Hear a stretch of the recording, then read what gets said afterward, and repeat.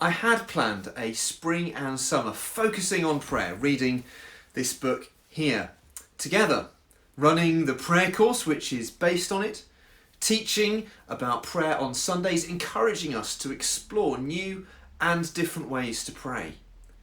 We'll still be doing a bit of that, watch this space, and if you want to get this book and read it for yourself, go for it. But for our teaching, we'll be looking at the names of Jesus in the book of Revelation for two reasons. First, who Jesus is matters. It makes a real difference.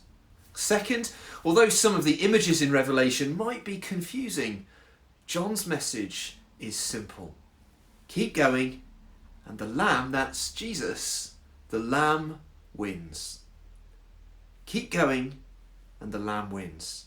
And I think that's an encouraging message that we need to hear today. I wonder what's the longest journey you've ever been on? When Jess and I went to New Zealand, it took 37 hours door to door. You can see here the rather unflattering descent into exhaustion as we travelled halfway across the world. At the beginning, we were so excited. By the end, we just wanted somewhere comfortable to collapse and sleep. Sometimes it felt unending, but that journey did have a beginning and an end. However, Jesus is the beginning and the end. It's like he's always travelling, so we join him, whatever journey we go on, and he delivers us safely. We never journey without him, and he never leaves us. No matter what happens, he is always by our side.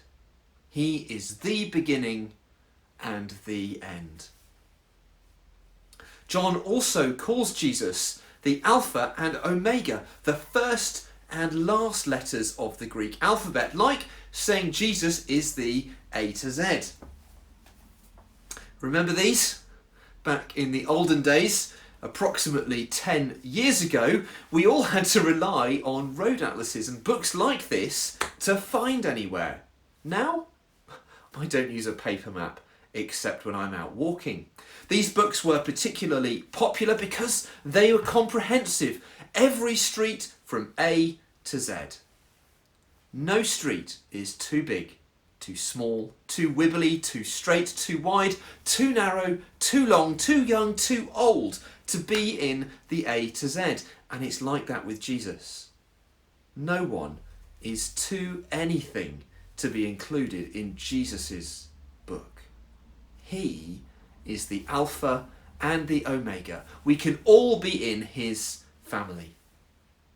In our passage today, Jesus also calls himself the first and the last in verse 17. He is before. He is brighter. He is bigger than everything, from persecution to pandemics. He is the first and he is the last. This is my birth certificate. It marks my beginning. I was my parents' first child and my grandparents' first grandchild. And of course we all know that being the first child also really means being the best. This was my beginning.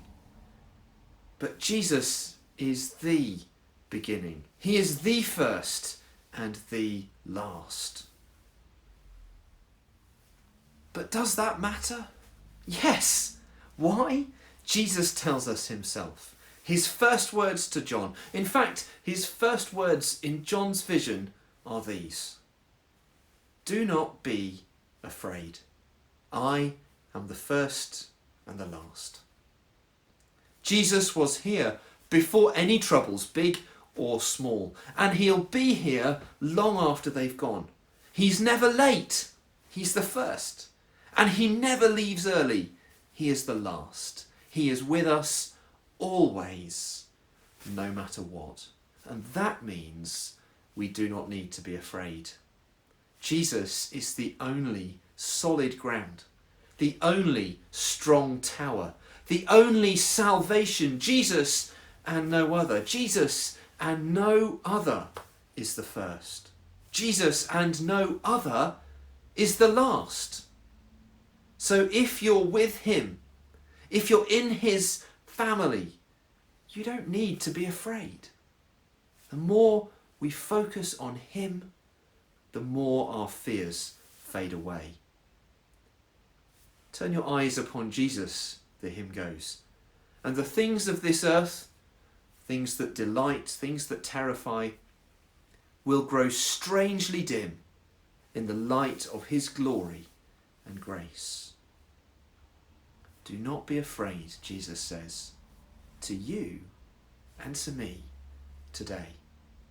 Do not be afraid. I am the first and the last. May it be so in each of our lives. Amen.